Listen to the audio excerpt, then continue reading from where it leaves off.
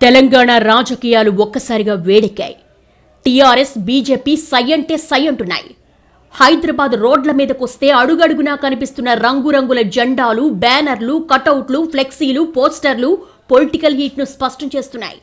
BJP దూకుడు ప్రదర్శించిన అనేక రాష్ట్రాల్లో కమలం ధాటికి అనేక ప్రాంతీయ పార్టీలతో పాటు ఆఖరికి కాంగ్రెస్ కూడా తల వంచిన పరిస్థితి. కానీ తెలంగాణలో ఈక్వేషన్ అంత సింపుల్గా లేదు.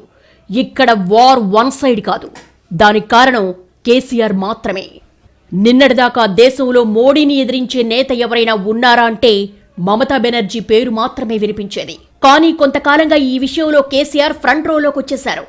ఫెడరల్ ఫ్రంట్, కూటమి, జాతీయ పార్టీ సందర్భం ఏదైనా సరే మోడీని విమర్శించడం మాత్రం కామన్. తానే ప్రత్యామ్నాయమని చెప్తున్న కేసీఆర్ సొంత రాష్ట్రానికి వచ్చి బీజేపీ చెలరేగిపోతారంటే ఊరుకునేదే లేదని తేల్చి చెప్పారు. ఇదంతా చూస్తే తెలంగాణలో బీజేపీ, టీఆర్ఎస్ వార్ మరింత పెరిగే అవకాశాలు కనిపిస్తున్నాయా? రాబోయే రోజుల్లో తెలంగాణ రాజకీయాలు ఏ దిశగా సాగుతున్నాయో స్పష్టం చేస్తోందా? బీజేపీ కార్యవర్గ సమావేశాల సందర్భంలో కేసీఆర్ దూకుడు హైలైట్ అయిందా? ఇదే ఈరోజు చైర్మన్స్ డెస్క్.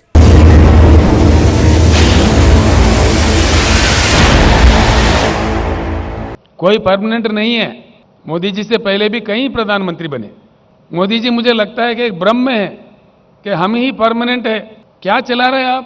किसान परेशान, बेरोजगार नौजवान परेशान, उद्योगपति परेशान, इन्फ्लेशन बढ़ रहा है, प्राइस राइज हो रहा है एसेंशियल कमोडिटीज का, gross misuse of all constitutional bodies. KCR ధోరణి అంతా పట్టించుకోనట్టుగా ఉంటారు. ఒక్కసారి ఫీల్డ్లోకి వస్తే విషయాన్ని ఎంతవరకైనా తీసుకెళ్తారు. కొన్నేళ్లుగా బీజేపీ తెలంగాణలో బలపడాలని ప్రయత్నిస్తోంది. దక్షిణాదిన కర్ణాటక తర్వాత మంచి అవకాశాలు తెలంగాణలోనే ఉన్నాయని నమ్ముతోంది. కానీ ఇప్పుడు కేసీఆర్ ప్రదర్శిస్తున్న ప్రతిఘటన చూస్తే బీజేపీ ఆశలు నెరవేరడం అంత తేలిక కాదని స్పష్టమవుతోంది. ఎక్కడా ఎలాంటి ఛాన్స్ ఇవ్వకుండా, గులాబీ శ్రేణుల్లో ఏమాత్రం నిరుత్సాహం కలగకుండా కేసీఆర్ ఇస్తున్న కౌంటర్లు చాలా బలంగా ఉన్నాయని చెప్పొచ్చు. మాటకు మాట, ఫ్లెక్సీకి ఫ్లెక్సీ అన్నట్టుగా ఎక్కడా వెనకాటం లేదు. నిజానికి లేటెస్ట్ పొలిటికల్ వార్లో బీజేపీ ఆఫీసులో ఫ్లెక్సీ పెట్టి కమలం పార్టీ మొదట స్టెప్ వేసింది. సాలు దొరా అంటూ కౌంట్ డౌన్ మొదలుపెట్టి మొదటి దెబ్బ కొట్టింది. అంతే, ఆ తర్వాత బీజేపీకి ఏమాత్రం అవకాశం ఇవ్వకుండా కేసీఆర్ అడుగులు పడుతున్నాయి.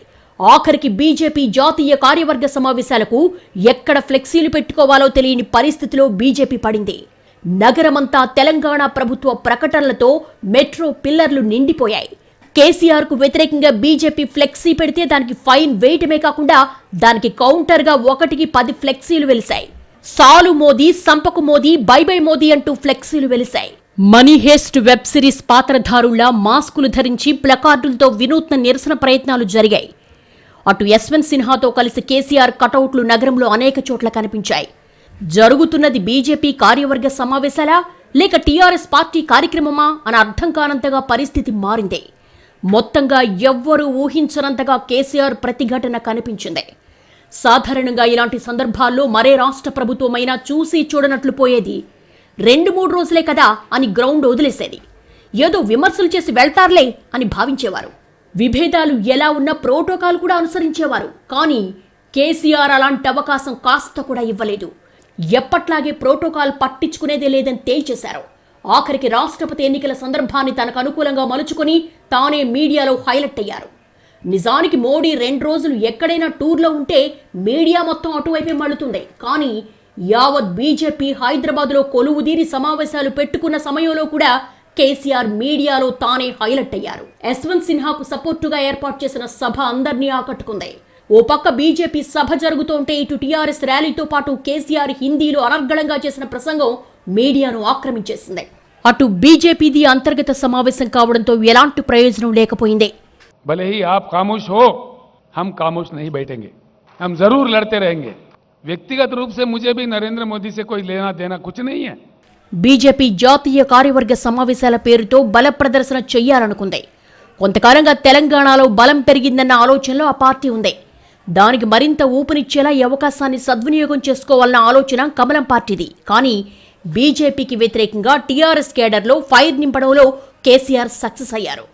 ఫ్లెక్సీ వార్తో మొదలుపెట్టి వరుసగా టీఆర్ఎస్ ఏ ఒక్క సందర్భంలోనూ తగ్గేదేలే అన్న ధోరణి ప్రదర్శించింది.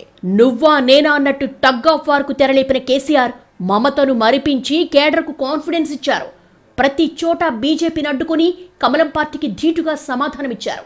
ముఖ్యంగా విపక్షాల రాష్ట్రపతి అభ్యర్థి యశ్వంత్ సిన్హాకు మద్దతుగా హైదరాబాద్ జలవిహార్ సభలో ప్రధాని మోడీ లక్ష్యంగా కేసీఆర్ తీవ్ర విమర్శలు గుప్పించారు. మోడీ 8 ఏళ్ల పాలనలో ఇచ్చిన ఏ ఒక్క హామీని నెరవేర్చలేదనడం, పాలన చేతకాక రాష్ట్రాల్లో విద్వేషాలు రెచ్చగొడుతూ దేశ భవిష్యత్తు నాశనం చేస్తున్నారనడం, వికాసం పేరుతో మోడీ దేశాన్ని నాశనం చేశారని ఆరోపించడంతో మొదలుపెట్టి నల్లధనాన్ని ఎంత వెనక్కు తీసుకొచ్చారో చెప్పాలని ప్రశ్నించడం, రూపాయి విలువ ఎందుకు పడిపోయిందో చెప్పాలనడం లాంటి ప్రశ్నలకు సోషల్ మీడియాలో, టీవీ ఛానళ్లలో గట్టి ప్రచారం లభించింది. అటు బీజేపీ నుండి మీడియా పాయింట్లో వసుంధరా రాజే, స్మృతి ఇరానీ మాత్రమే ప్రసంగించడంతో బీజేపీ కార్యవర్గ సమావేశాలకు మీడియాలో పెద్దగా చోటు దక్కలేదనే చెప్పాలి. గతంలో మోడీకి వ్యతిరేకంగా ఫైట్ అంటే మమత పేరు మాత్రమే వినిపించేది. మిగతా నేతలు ఎన్నికల సమయంలో విమర్శలు చేసినా చాలా సందర్భాల్లో లౌక్యంగా మెలిగే పరిస్థితి కనిపించింది. కానీ కేసీఆర్ కొంతకాలంగా కేంద్రంపై చేస్తున్న యుద్ధాన్ని ఇప్పుడు పీక్స్ లోకి తీసుకెళ్లారు. ఇప్పుడు బీజేపీ జాతీయ కార్యవర్గ సమావేశాలు ఉపయోగించుకుని టీఆర్ఎస్ పై విరుచుకుపడి తెలంగాణ ప్రజలను ఆకట్టుకోవాలని బీజేపీ ప్రయత్నిస్తే దాన్ని కేసీఆర్ మరింత సద్వినియోగం చేసుకున్నారనిపిస్తోంది. ఫ్లెక్సీ వార్ నుండి ప్రసంగాల వరకు, రోడ్ షోల నుండి ప్రెస్ మీట్ల వరకు టీఆర్ఎస్ పార్టీ ఎక్కడా తగ్గకుండా ధీటుగా సమాధానమిస్తోంది. కేసీఆర్ ఎప్పట్లాగే ప్రోటోకాల్ను లైట్ తీసుకున్నారు. ఇలా చేయటం ఇది మొదటిసారి కూడా కాదు. తన రాజకీయ ఎజెండాను, దృక్పథాన్ని మొహమాటం లేకుండా చెప్పే కేసీఆర్ ఏ చిన్న విషయంలోనూ కాంప్రమైజ్ కారని మరోసారి స్పష్టమైంది. బీజేపీ కార్యవర్గ సమావేశాల సమయంలో టీఆర్ఎస్ పార్టీ స్టాండ్ను బలంగా చాటారు. హైదరాబాద్లో బీజేపీ మరోసారి జాతీయ కార్యవర్గ సమావేశాలు నిర్వహిస్తోంది. 2004లో మొదటిసారి సమావేశాలు జరిగాయి. అయితే అప్పట్లో బీజేపీ ఇక్కడ పెద్ద శక్తివంతంగా లేదు. కానీ గతంతో పోలిస్తే ఇప్పుడు బలం పెరిగిందనే చెప్పాలి. ఇప్పుడు ఏకంగా వచ్చే ఎన్నికల్లో తమదే అధికారం అంటోంది. పెరేడ్ గ్రౌండ్ సభలో అమిత్ షా ఇదే ధీమా వ్యక్తం చేశారు. 8 ఏళ్ల టీఆర్ఎస్ పాలనపై విమర్శలు గుప్పించారు. ఉమ్మడి రాష్ట్రంలో నామమాత్రంగా ఉన్న బీజేపీ ఇప్పుడు తెలంగాణలో అధికారం కోసం పోటీ పడుతోంది. తెలంగాణ సాధించిన ఉద్యమ పార్టీ టీఆర్ఎస్ కు సవాల్ విసురుతోంది. రాష్ట్రంలో కాంగ్రెస్ బలహీనపట్టం కూడా కాషాయ పార్టీకి కలిసొచ్చింది. దక్షిణాదిలో వీక్ అనే కామెంట్ కూడా ఫుల్ స్టాప్ పెట్టాలని భావిస్తోంది. అయితే అడపాదడపా ఉప ఎన్నికల్లో విజయాలు సాధించినా అధికారం సాధించే స్థాయికి ఎదిగిందా అనేదే ప్రశ్న. అయితే జాతీయ నాయకత్వం మాత్రం ఆ దిశగా సర్వశక్తులు ఒడ్డుతోంది. ఇప్పటికే మోడీ, అమిత్ షా వీలైనప్పుడల్లా తెలంగాణ టూర్లేస్తూ కేడర్లో జోష్ నింపుతున్నారు. రాష్ట్ర పార్టీ అధ్యక్షుడిగా బండి సంజయ్ నియామకం, ప్రజా సమస్యలపై పోరాటంలో పెరిగిన దూకుడు, 2 విడతల సంజయ్ పాదయాత్రలన్నీ అధికారం కోసం వ్యూహరచనలో భాగమే. ఇప్పటికీ 100 నియోజకవర్గాల్లో ఇన్ఛార్జీలు కూడా లేని పార్టీ హడావుడి చేస్తోందని ప్రత్యర్థులు అంటున్నా మా వ్యూహాలు మాకున్నాయంటోంది బీజేపీ. టీఆర్ఎస్ పాలనకు వ్యతిరేకంగా ప్రచారం చేస్తే గెలుపు తేలిగ్గా వస్తుందని భావిస్తోంది. దానికి తోడు కొంతకాలంగా కేసీఆర్ జాతీయ రాజకీయాలపై కనబరుస్తున్న ఆసక్తి, మోడీ కేంద్రం విధానాలపై విరుచుకుపడుతున్న తీరు బీజేపీకి కూడా తెలంగాణపై మరింత దృష్టి పెట్టే పరిస్థితి తీసుకొచ్చాయి. ఇప్పుడు తెలంగాణలో బీజేపీ పెద్దల రాకతో పాలిటిక్స్ ఒక్కసారిగా వేడెక్కాయి. బీజేపీ టీఆర్ఎస్ ఆధిపత్య పోరుకు హైదరాబాద్ వేదికగా మారింది. ఫ్లెక్సీలు, డిజిటల్ సైన్ బోర్డులు, నినాదాలు, లేఖలు, ప్రెస్ మీట్లతో కొత్త తరహా పొలిటికల్ వార్ నడుస్తోంది. కానీ బీజేపీ జాతీయ కార్యవర్గ సమావేశాల ముందే తెలంగాణ నుంచి పాఠాలు నేర్చుకోండని ఆవో, దేఖో, సీకో అంటూ మోడీకి కేటీఆర్ లేఖ రాశారు. జాతీయ కార్యవర్గ సమావేశాల్లో విద్వేష విభజన ఎజెండా కాకుండా అభివృద్ధి, వికాసం గురించి చర్చించుకోండని సలహా ఇచ్చారు. గత కొంతకాలంగా జరుగుతున్న రాజకీయ పరిణామాలతో బీజేపీ సమావేశాలకు ముందే అందరి చూపు హైదరాబాద్ వైపే ఉంది. దానికి తగ్గట్టుగానే ఇప్పుడు ప్రధాని మోడీ, హోంశాఖ మంత్రి Amit Shah, BJP chief JP Nadda సహా ఆ పార్టీ అగ్రనేతలంతా తరలివచ్చారు. 2 రోజుల బీజేపీ జాతీయ కార్యవర్గ సమావేశాలకు హైదరాబాద్ ఆతిథ్యం ఇచ్చింది. ఇదే తరుణంలో విపక్షాల రాష్ట్రపతి అభ్యర్థి యశ్వంత్ సిన్హా కూడా ఇక్కడే పర్యటించారు. దీంతో బీజేపీ, టీఆర్ఎస్ పోటాపోటీ బ్యానర్లు, హోర్డింగులు, తోరణాలతో భాగ్యనగరం నిండిపోయింది. ఓ రకంగా 2 పార్టీల బల ప్రదర్శనకు హైదరాబాద్ కేంద్రంగా మారింది.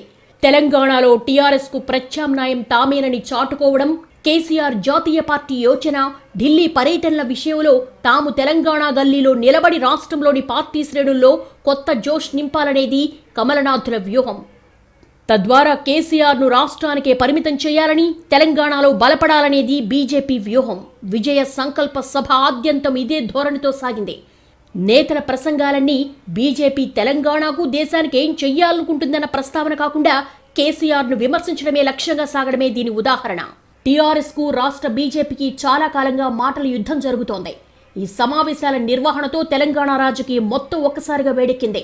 ఇరు పార్టీలు ఢీ అంటే ఢీ అన్నట్టుగా సీన్ మారింది. అదే సమయంలో విపక్షాల ఉమ్మడి అభ్యర్థిగా రాష్ట్రపతి ఎన్నికల బరిలోకి దిగిన యశ్వంత్ సిన్హా హైదరాబాద్కు వచ్చారు. ఇప్పటికే సిన్హా అభ్యర్థిత్వానికి మద్దతు పలికిన టీఆర్ఎస్ ఆయనకు బేగంపేట ఎయిర్పోర్ట్ నుంచి ఘన స్వాగతం పలికి భారీ ర్యాలీ తీసింది. అటు సిన్హా ఇటు ప్రధాని మోడీ కొద్ది గంటల తేడాలో బేగంపేట ఎయిర్పోర్టుకు రావడంతో సిన్హా స్వాగత కార్యక్రమం ద్వారా సత్తా చాటేలా టీఆర్ఎస్ ప్రణాళికలు సిద్ధం చేసింది. ప్రధాని రాకను పట్టించుకోని కేసీఆర్ యశ్వంత్ సిన్హాకు స్వాగతం పలకడానికి స్వయంగా ఎయిర్పోర్టుకు వెళ్లడంతో పాటు నెక్లెస్ రోడ్లోని జలవిహార్ సభలో చేసిన ప్రసంగం, అందులోని విమర్శలు తెలంగాణ తాజా రాజకీయాన్ని మరింత స్పష్టం చేశాయి. అయితే బీజేపీ జాతీయ కార్యవర్గ సమావేశాల సమయంలో ఆ పార్టీకే చెందిన 4 కార్పొరేటర్లు టీఆర్ఎస్ లో చేరడం కలకలం రేపింది. జాతీయ కార్యవర్గ సమావేశాల ప్రచారానికి ఏమాత్రం ఛాన్స్ ఇవ్వకుండా ప్రభుత్వ అభివృద్ధి పనులకు సంబంధించిన ఫ్లెక్సీలతో నగరాన్ని నింపేసింది. రాయదుర్గం నాలెడ్జ్ హబ్లో 400 కోట్లతో నిర్మించిన టీ హబ్ 2తో పాటు తెలంగాణ ప్రభుత్వ పథకాల వివరాలతో హైదరాబాద్ మొత్తం ఫ్లెక్సీలు, బ్యానర్లతో నింపేశారు. ప్రధానమంత్రితో సహా బీజేపీ అగ్రనేతలు హాజరైనప్పుడు కమలం జెండాలు అడుగడుగునా రెపరెపలాడాల్సిన సమయంలో గులాబీ రంగులోకి నగరం మారడం అందరినీ ఆశ్చర్యపరిచింది. మోదీతో తనకు వ్యక్తిగత విభేదాలు లేవంటూనే కేసీఆర్ సూటిగా స్పష్టంగా ప్రశ్నలు సంధించారు. తాను మౌనంగా ఉండబోనని, పోరాటం చేస్తానంటున్నారు. తన ప్రశ్నలకు సమాధానం చెప్పాలని సవాల్ విసిరారు. ఇవన్నీ చూస్తుంటే రానున్న కాలంలో 2 పార్టీల రాజకీయాలు మామూలుగా నడిచే పరిస్థితి అయితే కనిపించడం లేదు. వచ్చే ఎన్నికల కాలంలో కమలం, కారు పార్టీల మధ్య యుద్ధ వాతావరణం నెలకొనడంలో ఎలాంటి ఆశ్చర్యం లేదు. సై అంటే సై అన్నట్టుగా సాగుతున్న 2 పార్టీల తీరులో ఈ సందర్భంలో స్పష్టమైన సంకేతాలు. బీజేపీ ఏ రాష్ట్రంలో అయినా పోటాపోటీ రాజకీయాలు చేస్తుంది. అది ఆ పార్టీ ధోరణి. ఏ చిన్న అవకాశాన్ని కూడా వదులుకోకుండా తన ఎజెండాను ముందుకు తీసుకువెళ్తూ ఓట్లు గెలవాలని ప్రయత్నిస్తుంది. ఇది స్పష్టం. ఏ ఇతర రాష్ట్రంలో అయినా పరిస్థితి మరోలా ఉండొచ్చేమో కానీ తెలంగాణలో ఇంతకంటే వేరే ఛాన్స్ లేదు. ఎందుకంటే ఇక్కడ కేసీఆర్ రాజకీయ వ్యూహాలు ప్రత్యర్థుల ఎత్తులకు పై ఎత్తులేసేలా ఉంటాయి. కొంతకాలంగా బీజేపీ దూకుడు టీఆర్ఎస్ శ్రేణుల్లో కొంత అభద్రత రేకెత్తిచ్చి ఉండొచ్చు. ఇప్పుడు కేసీఆర్ ఇచ్చిన కౌంటర్లతో ఆ పార్టీ శ్రేణుల్లో పూర్తి భరోసా దక్కిందని చెప్పుకోవచ్చు. అటు ప్రధాని మోడీ, ఇటు కేసీఆర్ ఇద్దరూ మాటలతో మాయ చేసే శక్తి ఉన్న నేతలు. ఇద్దరూ తమ ప్రసంగాలతో కట్టిపడేసే శక్తి ఉన్నవారే. ఇందులో ఎలాంటి సందేహం లేదు. ఎటొచ్చి ఉత్తరాది రాజకీయాలకు, దక్షిణాది రాజకీయాలకు తేడా స్పష్టంగా ఉంటుంది. ఉత్తరాది ప్రజలు కదిలి వచ్చే అంశాలకు, నినాదాలకు దక్షిణాదిన అంత చలనం ఉండదు. నిజానికి ఇదే చాలా ఏళ్లుగా బీజేపీ దక్షిణాదిన బలపడకుండా అడ్డుకుంటోంది. ఇక్కడి ప్రాంతీయ పార్టీలకు ఇదే బలంగా నిలుస్తోంది. ఇప్పుడు తమ వ్యూహాలకు పదును పెట్టుకుంటూ వస్తున్న బీజేపీ కేసీఆర్పై ఎలాగైనా పైచేయి సాధించాలని చూస్తోంది. సమకాలీన రాజకీయాల్లో బీజేపీలాగా వేగంగా మార్పు చెందిన పార్టీ మరొకటి లేదనే చెప్పాలి. కేవలం 18 ఏళ్ల కాలంలోనే గుర్తుపట్టలేనంతగా ఎదిగింది బీజేపీ. జెండా, అజెండా తప్ప అన్నీ మారాయి. ఇప్పుడు ఏదైనా చేయగలమన్న ఆత్మవిశ్వాసంతో ఉంది ఇప్పటి బీజేపీ. కానీ బీజేపీ ప్రయత్నాలు తెలంగాణలో ఫలించడం అంత తేలికైతే కాదని లేటెస్ట్ ఎపిసోడ్లు చెప్తున్నాయి. కేసీఆర్ వ్యూహాలు జాతీయ రాజకీయాల్లో ఎంత ఫలిస్తాయో చెప్పలేం. కానీ తెలంగాణలో మోడీ, అమిత్ షా వరుస టూర్లేసిన ప్రయోజనాలు పరిమితమే. నువ్వొక్కటంటే నేను 4 గంట అనే కేసీఆర్ ధోరణి బీజేపీ వర్గాలు నిలువరించగలిగే అవకాశాలు ఉన్నాయనుకోలేం. బహుశా ఈ ధోరణి గమనించే కావచ్చు ప్రధాని మోడీ తన ప్రసంగంలో రాజకీయాల జోలికి పోలేదు. కేసీఆర్పై విమర్శలకు సమాధానం కూడా ఇవ్వలేదు. ఆఖరికి టీఆర్ఎస్ ప్రస్తావన లేకుండా రాష్ట్రానికి ఏం చేశామన్న దానిపై దృష్టి పెట్టారు. సౌత్ ఇండియాలో కర్ణాటక తప్ప ఇంకెక్కడా బీజేపీ లేదు. తమిళనాడు, కేరళ, ఆంధ్రాలో సాధ్యం కాదు. ఇప్పుడు అధికారంలోకి రావడానికి సులభంగా కనిపిస్తున్న రాష్ట్రం తెలంగాణ. కానీ ఇక్కడ అంత సులభమేమీ కాదు. అయితే ఈసారి బీజేపీ గట్టి ప్రయత్నమే చేస్తోంది. ఒకప్పుడు బెంగాల్లో బీజేపీ లేదు, ఈరోజు బలంగా ఉంది. అదేవిధంగా తెలంగాణలో కూడా జరుగుతుందన్న ఆశలో కమలం పార్టీ ఉంది. అటు కేసీఆర్ కూడా ఈసారి తనకు కాంగ్రెస్తో కాదు బీజేపీతోనే గట్టి పోటీ అని భావిస్తున్నారు. అందుకే ఎలాంటి అవకాశం దొరికినా కేంద్రంపై దూకుడుగా విరుచుకుపడుతున్నారు కేసీఆర్. గత ఎన్నికలకు ముందు నుండే బీజేపీపై పోరు పెంచిన కేసీఆర్ ఇతర ప్రాంతీయ పార్టీలను కూడగట్టే ప్రయత్నాలు కూడా చేశారు. ఇప్పుడు జాతీయ పార్టీ పెట్టాలన్న ఆలోచన కూడా ఉండనే ఉంది. అందుకే కేసీఆర్ ఎలాంటి ఛాన్స్ వచ్చినా బీజేపీపై పైచేయి సాధించడానికి తిరుగులేని ప్రయత్నాలు చేస్తున్నారు. ఈ మధ్య మోడీ హైదరాబాద్ వచ్చినప్పుడు కూడా కేసీఆర్ నగరంలో లేరు. ఈ తరుణంలో అగ్నిపథ ఆందోళన జరిగింది. పోలీసు కాల్పుల్లో చనిపోయిన యువకుడికి టీఆర్ఎస్ నేతలు ప్రత్యేక నివాళులర్పించారు. మహారాష్ట్ర తరహాలో తెలంగాణ సర్కారును కూలుస్తామన్న మాట వినిపించగానే తమకు కాస్త సమయం చిక్కితే చాలు కేంద్రంలో ప్రభుత్వాన్నే పడగొడతామని సవాల్ చేశారు. ఇప్పుడు బీజేపీ జాతీయ కార్యవర్గ సమావేశాలను బీజేపీ ఎంతవరకు వినియోగించుకుందో తెలియదు, కానీ కేసీఆర్ మాత్రం తన ఎజెండాను స్పష్టం చేయడానికి వీలైనంత వరకు వాడుకున్నారు. అడుగడుగునా బీజేపీ ప్రచారాన్ని అడ్డుకోవడమే కాకుండా ఎదురు ప్రశ్నల్ని సంధించి సవాల్ విసిరారు. ఈ ప్రతిఘటన ఇటు టీఆర్ఎస్ శ్రేణులకే కాదు, తెలంగాణ ప్రజలకు కూడా స్పష్టమైన సంకేతాలు ఇచ్చుంటుందని చెప్పొచ్చు. దానికి తగ్గట్టుగానే తెలంగాణకు తీరని అన్యాయం చేసిన బీజేపీ నేతలు ఏ ముఖం పెట్టుకుని నగరానికి రాష్ట్రానికి వచ్చారని టీఆర్ఎస్ నేతలు కూడా ప్రశ్నిస్తున్నారు.